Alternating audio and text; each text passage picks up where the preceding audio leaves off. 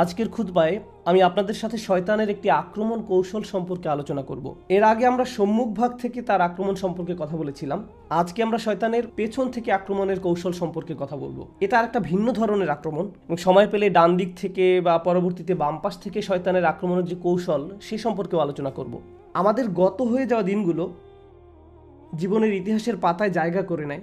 আপনি যখন একটি দিন পার করেন সেটা অতীত হয়ে গেছে, সেই দিনটি আর ফেরত আসে না।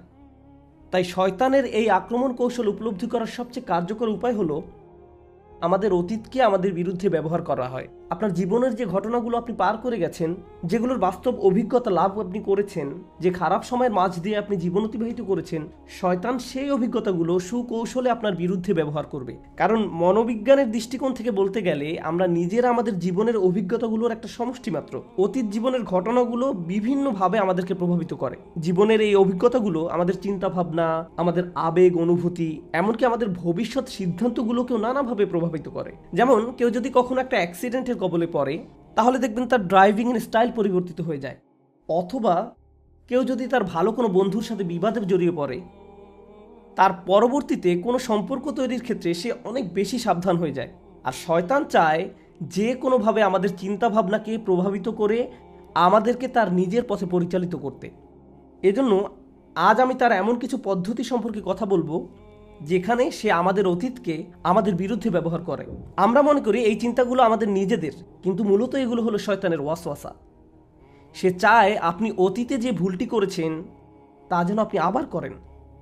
সম্ভবত তার একটা কৌশল হলো সে বলবে আপনি আগে অনেক ভালো মানুষ ছিলেন, নামাজ সম্পর্কে অনেক বেশি সাবধান থাকতেন, সম্ভবত হারাম বিষয় থেকে বিরত থাকতেন, আল্লাহ যা দিয়েছেন তা নিয়ে সন্তুষ্ট থাকতেন, আপনি আল্লাহর অবাধ্য হননি, ভালো মুসলিম ছিলেন।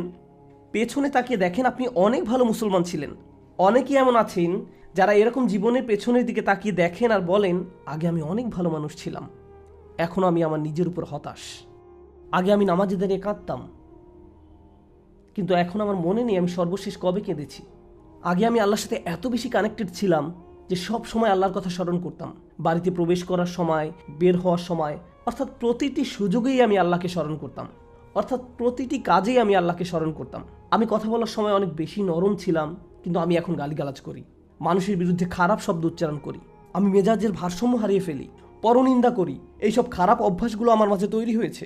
আমি এমন ছিলাম না। নিজেকে অন্য কারোর সাথে তুলনা করা এক ব্যাপার, আবার নিজেকে নিজের পূর্বের অবস্থার সাথেও তুলনা করা যায়। শয়তান তখন আপনার মনে ওয়াসওয়াসা দেয় সেই তুমি অনেক আগেই মরে গেছো, এখনকার তুমি আসল। সে চাইবে আপনি যেন নিজের উপর সম্পূর্ণ হতাশ হয়ে পড়েন। কিন্তু বাস্তবতা হলো আল্লাহ যদি আপনাকে একবার ভালো মুসলিম হিসেবে একটা নির্দিষ্ট পদ্ধতিতে জীবনযাপন করার সামর্থ্য দিয়ে থাকেন, আর তখন আপনি ঠিকই সেটা পারেন, এর মানে হলো আপনি সারা জীবন মুসলিম হিসেবে জীবনযাপন করার সামর্থ্য রাখেন। আপনি নিজেই তার প্রমাণ। কোনো কিছু যদি আপনি জীবনে একবারও সম্পাদন করতে না পারেন সেটা এক ব্যাপার। আপনি হয়তো বলেন আমি কখনোই এটা করতে পারিনি। হতে পারে এতে কিছুটা সত্যতা আছে, অথবা আপনি হয়তো ভালোভাবে চেষ্টা করেননি। এজন্য আমি নিশ্চিতভাবে বলতে পারি না যে আপনি এই ব্যাপারে সামর্থ্য রাখেন না বা রাখেন, কিন্তু কিছু যোগ্যতা আপনার ছিল। এখন এটা প্রমাণিত যে আপনার ভেতরে সেই বিশ্বাস আছে এবং সেই বিশ্বাস অনুযায়ী চলার যোগ্যতাও আপনার আছে। কিন্তু শয়তান আপনাকে বোঝাতে চাইবে যে তোমার সেই সামর্থ্য আর নেই, কারণ জীবনের যে অভিজ্ঞতার ভেতর দিয়ে তুমি অতিবাহিত হয়েছো, এখন সেই ভালো মানুষ হওয়ার যোগ্যতা তুমি হারিয়ে ফেলেছো। অন্তত আধ্যাত্মিক দৃষ্টিকোণ থেকে বলতে গেলে ফিরে আসা সম্ভব নয়। হতে পারে ইমোশনাল অনেক ব্যাপার আছে যেখানে আর ফেরত যাওয়া সম্ভব নয়। কারো অন্তর হয়তো ক্ষতবিক্ষত হয়ে পড়েছে, আর এতে কোনো সমস্যা নেই, এটার নামই জীবন। যেমন কারো যদি বাচ্চা সন্তান মারা যায়, তাহলে এই ট্রমা থেকে বের হয়ে আসা সহজ নয়। সুতরাং হয়তো এমন অনেক ট্রমা এবং অভিজ্ঞতা রয়েছে যা সারা জীবনেও সেরে উঠবে না, কিন্তু শয়তান এটা ব্যবহার করে আপনাকে আবেগগত দিক থেকে নয়, বরং ধার্মিক দিক থেকে দূষিত করার জন্য, আল্লাহর সাথে আপনার সম্পর্ক নষ্ট করার জন্য। আপনার মনে এভাবে ওয়াসওয়াসা দিবে তুমি তো জীবনে অমুক অমুক খারাপ কাজ করেছো, এখন আর এই নামাজের মানে কি? তোমার নামাজ তো আর কবুল হবে না। সুতরাং এটা হলো শয়তানের এক ধরনের কৌশল, যার মাধ্যমে সে আমাদেরকে আল্লাহর পথ থেকে দূরে রাখে। আপনার মনে এভাবে ধারণা দেয় যে সেই ভালো দিনগুলো আর কখনোই ফেরত আসবে না। পেছন দিক থেকে শয়তানের আরেকটি আক্রমণ কৌশল হলো আপনার জীবনে যদি কোনো দুর্ঘটনা ঘটে থাকে, তখন হয়তো প্রশ্ন করতে থাকেন এটা আমার সাথে কেন ঘটলো। আপনি এই ধরনের ভয়ঙ্কর অভিজ্ঞতার ভেতর দিয়ে গত হয়েছি। আল্লাহ এই জীবনকে একটা পরীক্ষা হিসেবে তৈরি করেছেন। আর আমরা প্রত্যেকেই বিভিন্ন রকম পরীক্ষার মধ্য দিয়ে জীবন পার করছি। সহজ পরীক্ষা নয়। আপনি যখন অতীতের ওই ঘটনা নিয়ে চিন্তা করেন, মনে আপনি অনেক কষ্ট পান। এটা আপনাকে মানসিক দিক থেকে অবশ করে দিতে পারে। আপনি এতটাই অভিভূত হয়ে পড়েন যে আপনি ওই খারাপ ঘটনার মাঝেই বাস করতে থাকেন। শয়তানের একটি লক্ষ্য হলো আপনাকে সর্বদা সেখানেই রাখা, অতীতের মাঝে আপনাকে ডুবিয়ে রাখা। সে চায় আপনি যেন বারবার প্রশ্ন করতে থাকেন, আমার সাথে কেন এমন হলো, আমার সাথে কেন এমন হলো, হয়তো আমি অভিশপ্ত, হয়তো আমার মাঝে ভালো কিছু নেই, হয়তো এই জন্যই আল্লাহ আমার উপর রাগান্বিত, এজন্যই তিনি আমার সাথে এমনটি ঘটতে দিয়েছেন। তো আপনি এরকম ভাবে দুঃখ সহ ওই ঘটনার মাঝেই বসবাস করতে থাকেন, এবং যেখান থেকে আল্লাহ আপনাকে বের করে এনেছেন। কিন্তু শয়তান আপনাকে সেখান থেকে বের হতে দিতে চায় না। সে চায় আপনি যেন সেই হতাশার মাঝেই ডুবে থাকেন, কারণ সে চায় আপনি যেন তার মতো আল্লাহর ব্যাপারে হতাশ হয়ে পড়েন, অথবা সে আশাহীন, তার পক্ষে আর ফিরে আসা সম্ভব নয়, বা আল্লাহ এমনকি তাকে ঘৃণা করেন। তাই আমরা যদি অতীতের কোনো দুর্ঘটনা নিয়ে সব সময় চিন্তা করতে থাকি, তাহলে হয়তো শুধু মানুষের প্রতি নয়, এমনকি আল্লাহর প্রতিও আমরা অসন্তুষ্ট হয়ে পড়তে পারি। কেন তিনি আমার সাথে এমন করলেন, আমার সাথে তো এমনটা ঘটার কথা ছিল না। আপনি যদি নবী রাসূলদের দুঃখ কষ্টের দিকে তাকান, তাহলে একটা বিষয়ের মূল্য বুঝতে পারবেন। আল্লাহ কোরআনে যেসব নবীদের কথা বলেছেন, তারা প্রচুর দুঃখ কষ্টের মাঝে জীবন পার করেছেন। এমনকি নবী হওয়ার পূর্বেও তাদের জীবন কঠিন, সমস্যাপূর্ণ ছিল। আমাদের রসুল সাল্লাল্লাহু আলাইহি সাল্লামের জীবনের দিকে লক্ষ্য করুন। তিনি শিশুবেলায় পিতামাতাকে হারিয়েছেন। এরপর বিভিন্ন জনের অভিভাবক করতে তিনি বেশ কয়েকবার বদলি হয়েছেন। প্রতিবার যখন কেউ তার দায়িত্ব গ্রহণ করত, কিছুদিন পর তার মৃত্যু ঘটত। তারপর তাকে অন্য কারো অভিভাবকত্ব গ্রহণ করতে হতো। একটা শিশুর জন্য ব্যাপারটা কতটা বেদনাদায়ক ছিল। আবার একজন পিতার জন্য সন্তান হারানোর বেদনা কতটা কষ্টের। আমাদের রসুল সাল্লাল্লাহু আলাইহি সাল্লাম সন্তান হারানোর কষ্টও অনুভব করেছেন। তাই এমন চিন্তা যদি আমাদের কারো মাথায় আসে যে আমার সাথে কেন এমন হলো, অথবা আমার ছেলেকে কেন এভাবে মরতে হলো, প্রতিবার যখন অন্য কারো সন্তানকে সুস্থ সবল অবস্থায় দৌড়াদৌড়ি করতে দেখেন, সাথে সাথে নিজের হারানো সন্তানের কথা মনে পড়ে যায়।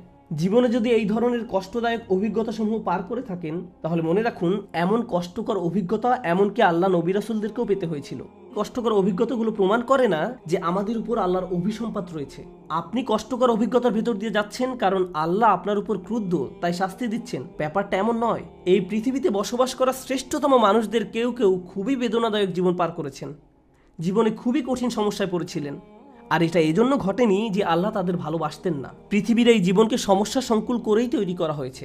শয়তানের লক্ষ্য হলো আমাদের জীবনে খারাপ কিছু ঘটলে তার জন্য কোনো না কোনোভাবে আল্লাহকে দোষারোপ করা, কোনো না কোনোভাবে আল্লাহকে দোষারোপ করা। কেন? কারণ তার ক্ষেত্রে এমনটাই ঘটেছিল। ফাবিমা আগুয়াইতানি, সে আল্লাহকে দোষ দিয়েছিল। শয়তান সিজদা করতে অস্বীকার করে, তারপর তাকে তাড়িয়ে দেওয়া হলো। সে তৎক্ষণাৎ আল্লাহকে দোষ দেয়, আর সে চায় আপনিও যেন এই পথ অনুসরণ করেন। এভাবে সে আপনার জীবনের কষ্টকর অভিজ্ঞতাগুলোকে কাজে লাগিয়ে আপনাকে আল্লাহর কাছ থেকে দূরে ঠেলে দিতে চায়। তার আরেকটা আক্রমণ কৌশল হলো, আমাদের কেউ কেউ হয়তো অতীতে পাপে নিমজ্জিত ছিলেন। আপনার হয়তো এমন কোনো বন্ধু বা প্রেমিক প্রেমিকা ছিল যে আপনাকে পাপের পথে নিয়ে যেত, যার দরুন বারবার পাপে জড়িয়ে পড়তেন। তারপর আল্লাহর নিকট তওবা করলেন, সেই বন্ধুত্বগুলো ছিন্ন করলেন, প্রেমের সম্পর্কটা ছিন্ন করলেন। তাদের পাপের জন্য তারা দায়ী এবং আল্লাহ তার বিচার করবেন। কিন্তু আপনার কাজের জন্য আপনি দায়ী হবেন, এবং এজন্যই আপনি সিদ্ধান্ত নিলেন আমার সেই বন্ধুরা অতটা খারাপ নয়, কিন্তু আমি জানি আমি যদি তাদের সাথে থাকি বা তাদের আশেপাশে থাকি, তাহলে আমি খারাপ কাজে জড়িয়ে পড়তে পারি। আপনি আপনার নিজের জীবনের দিকে তাকালে বুঝতে পারবেন এই মানুষগুলো কারা। আগে আপনার জীবনে হয়তো এমন মানুষ ছিল যারা আপনাকে পাপের পথে টেনে নিয়ে যেত, বুঝে হোক অথবা না বুঝে হোক। এমনকি হয়তো এটা তাদের দোষ নয়, এটা আপনার নিজের দুর্বলতা। আপনি ব্যাপারটা শনাক্ত করতে পারলেন। আমি যতবারই তাদের নিকট গিয়েছি ততবারই কোনো না কোনো পাপে জড়িয়েছি। এভাবে আর চলতে পারে না। এই জন্য নয় যে আমি তাদের ঘৃণা করি বা তাদের চেয়ে আমি উত্তম বা আমি তাদের কষ্ট দিতে চাই, এই জন্য নয়। বরং এর মূল কারণ হলো আমি নিজেকে রক্ষা করতে চাই, আমি এর থেকে নিজেকে বের করে নিতে চাই। শয়তান তখন আপনার মনে ওয়াসওয়াসা দিবে, হেই তুমি কি তোমার বন্ধুদেরকে মিস করো না, ওই আড্ডাটা মিস করো না, এই মজাটা মিস করো না। সে চাইবে আপনি যেন আগের মতো হয়ে যান, একেবারে আগের মতো। একইভাবে অনেকে আক্ষরিক অর্থেই ভয়ঙ্কর পাপ ছেড়ে দিয়েছিল।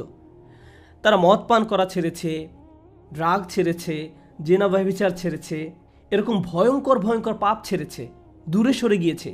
কখনো কখনো শয়তান এসে আপনাকে খোঁচা দিয়ে বলবে, হেই তোমার তো এখন কঠিন সময় যাচ্ছে, আগের মতো হয়ে যাও। সব সময়ের জন্য না, আরে এই সপ্তাহটা তো তোমার জন্য অনেক কঠিন ছিল, এই মাসটা তো অনেক কঠিন ছিল, কিছু সময়ের জন্য আগের মতো হয়ে যাও। আর আপনি জানেন তখনকার ফিলিংসগুলো কেমন ছিল। আরবিতে একটা প্রবাদ আছে, নিষিদ্ধ সব কিছুই আকর্ষণীয়। যদিও আমরা দিনের পথে ফিরে আসার পর অতীত পাপ নিয়ে সবসময় অনুশোচনা করি, সেই পাপগুলো আবার করার কথা চিন্তাও করতে পারি না এবং সেগুলোকে ঘৃণা করি, কিন্তু দিন শেষে আমরা সবাই মানুষ, আর মানুষের প্রবৃত্তির কামনা বাসনা থাকবে, এটাই স্বাভাবিক। শয়তান আমাদের এই দুর্বলতাকে তার নিজের নিয়ন্ত্রণে নিতে চায়। সে আপনাকে পথ ভ্রষ্ট করতে চাইবে। সে বলবে, কত সুন্দর মৌজ মাস্তিতে মেতেছিলে, জীবন কত সহজ ছিল, এখন তুমি কেন নিজেকে এত সব আনন্দ থেকে বঞ্চিত করছো? কেউ তো আর জানবে না, আগের অবস্থা ফেরত যাও। সে এভাবে আপনাকে আক্রমণ করবে, পেছন থেকে আপনাকে টানতে থাকবে। আমাদেরকে এই সম্পর্কে সতর্ক থাকতে হবে। এর সাথে ডান দিক থেকে শয়তানের আক্রমণের একটা ব্যাপার বোঝার চেষ্টা করুন। শয়তান প্রথমে আমাদেরকে সরাসরি পাপ করতে নাও বলতে পারে, এটা গুরুত্বপূর্ণ। শয়তান আমাদেরকে সরাসরি পাপ করতে নাও বলতে পারে। শয়তান চায় আমরা যেন প্রথম পদক্ষেপটা গ্রহণ করি। গন্তব্য যদি হয় 1000 মাইল দূরে, আর আপনি শুধু প্রথম পদক্ষেপটা গ্রহণ করছেন, আপনার কাছে মনে হবে না যে কোনো অগ্রগতি হলো, কোনো ক্ষতি আপনি অনুভব করবেন না। ধরুন 100 ফিট দূরে একটা আগুন জ্বলছে, এখন আগুনের দিকে এক পা এগুলো কি বেশি গরম লাগবে? না, আমি তো পুড়ে যাইনি, আমার খারাপ কিছু ঘটেনি, আমি তো পুড়ে যাইনি, এক পদক্ষেপে কোনো ক্ষতি হয়নি। এখন কেউ যদি এসে বলে, এই তুমি তো আগুনের দিকে এগিয়ে যাচ্ছ, তো কি হয়েছে, আমি কি আগুনে হাত দিয়েছি, এতে তো কোনো সমস্যা নেই। এভাবে শয়তান আপনাকে বোঝাবে এক কদমে কোনো সমস্যা নেই। তারপর আরেক কদম এগুতে বলবে, এরপর আরেক কদম, এরপর আরেক কদম, তারপর আরেক কদম। ঠিক এই কাজটাই সে আমাদের আদি পিতা আর মাতার সাথে করেছিল। জান্নাতের আয়তন হলো আকাশ এবং পৃথিবীর চেয়েও বেশি। فعرضها السماوات والأرض। জান্নাতের রিয়েল এস্টেটের সাইজ আকাশ এবং পৃথিবীর চেয়েও বেশি, আকাশ এবং পৃথিবীর সমন্বিত সাইজের চেয়েও বেশি। জান্নাতকে জান্নাত বলা হয় কারণ আরবি জান্নাহ অর্থ সবুজে ঢাকা বা গাছগাছালিতে ঢাকা। তাহলে গোটা জান্নাত অসংখ্য অগণিত গাছপালায় ঢাকা। এখন একবার চিন্তা করে দেখুন, কয়টি গাছ নিষিদ্ধ ছিল? মাত্র একটা গাছ। অসংখ্য অগণিত গাছের এক মহাবিশ্বে মাত্র একটি গাছ যেহেতু নিষিদ্ধ ছিল, এর থেকে দূরে থাকা তো সহজ হওয়ার কথা ছিল, সম্ভবত খুঁজেই পাওয়া কষ্টকর হওয়ার কথা, কারণ মাত্র একটা গাছ। ট্রিলিয়ন ট্রিলিয়ন গাছের মাঝে শয়তান তাদেরকে এক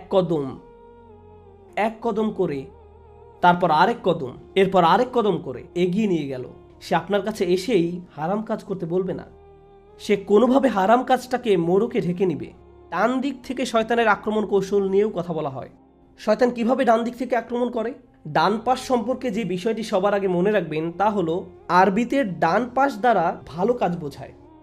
কেউ যখন আপনাকে ডান হাত তথা ইয়ামিন প্রদান করে, এর মানে হলো সে আপনার নিকট অঙ্গীকার করছে বা শপথ করছে। কোনো চুক্তি করার পর মানুষ যখন পরস্পর হ্যান্ডশেক করে, তার মানে তারা চুক্তির সম্মান করবে। কোর্টে সাক্ষ্য দেওয়ার সময় আপনার সাক্ষ্য যে সত্য এবং বিশ্বাসযোগ্য তার ঘোষণা দিতে আপনি ডান হাত উঠিয়ে শপথ করেন। সুতরাং আরব সংস্কৃতি সহ পৃথিবীর বহু সংস্কৃতিতে ডান পাশ দ্বারা আভিজাত্য, ভালো কাজ, সঠিক নিয়মে কাজ সম্পাদন করা, যে কারণে আমরা আল্লাহর নিকট দোয়া করি কিয়ামতের দিন আমরা যেন ডান পাশের মানুষদের অন্তর্ভুক্ত হই, আসহাবুল ইয়ামিন, ডান পাশের মানুষ। সুতরাং ডান পাশ ভালোর সাথে সম্পর্কযুক্ত। একইভাবে আমরা জানি যে ফেরেশতা আমাদের ভালো কাজগুলো লিখে রাখেন, ডান কাঁধের ফেরেশতা। সুতরাং ডান পাশ ভালোর সাথে সম্পর্কযুক্ত। এখন ব্যাপারটা তো তাহলে বোঝা যাচ্ছে না, শয়তান ডান পাশ থেকে আক্রমণ করতে চাচ্ছে। আপনি ভেবেছিলেন শয়তান খারাপ কাজের মাধ্যমে আক্রমণ করে, আল্লাহ তাআলা আমাদের বলছেন শয়তান ভালো কাজের দিক থেকেও আক্রমণ করে। এর মানে কি? সে বহু উপায়ে ডান পাশ থেকে আক্রমণ করে। আজকে আমি শুধু একটা উপায় নিয়ে আলোচনা করব ইনশাআল্লাহ, আজ আর বেশি করব না, কারণ আমি চাই আলোচনার কিছু কিছু ব্যাপার যেন আপনাদের মাথায় থাকে। আমি আপনাদের অনেক তথ্য দিতে পারি, কিন্তু আমি চাই সপ্তাহ জুড়ে ব্যাপারগুলো নিয়ে নিজে নিজে চিন্তা করুন। আমরা আশা করি এই খুতবা সিরিজে আমরা যখন সূরা আরাফের আয়াতগুলো নিয়ে আলোচনা চালিয়ে যাব, আমরা সচেতনভাবে এই বিষয়গুলো নিয়ে চিন্তা ভাবনা করব এবং উপলব্ধি করার চেষ্টা করব যে আমার জীবনে এগুলোর অর্থ কী।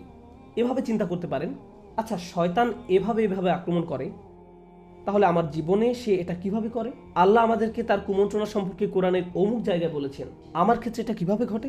আপনার ক্ষেত্রে যেভাবে ঘটে, আপনার পাশে যিনি বসে আছেন তার ক্ষেত্রে হয়তো সেভাবে নাও ঘটতে পারে। এমনকি আপনার পরিবারের সবার ক্ষেত্রেও একইভাবে ঘটে না। আপনাকে সে একভাবে আক্রমণ করে আর অন্য কাউকে অন্যভাবে, কারণ সে আমাদের প্রত্যেককে আলাদা আলাদা করে অধ্যয়ন করে।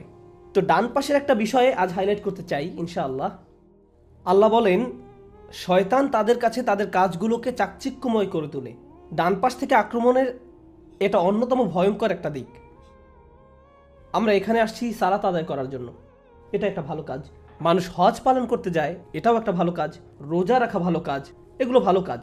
কেউ যদি দান খয়রাত করে, এটাও ভালো কাজ। আপনি যদি কাউকে সাহায্য করেন, ভালো কাজ।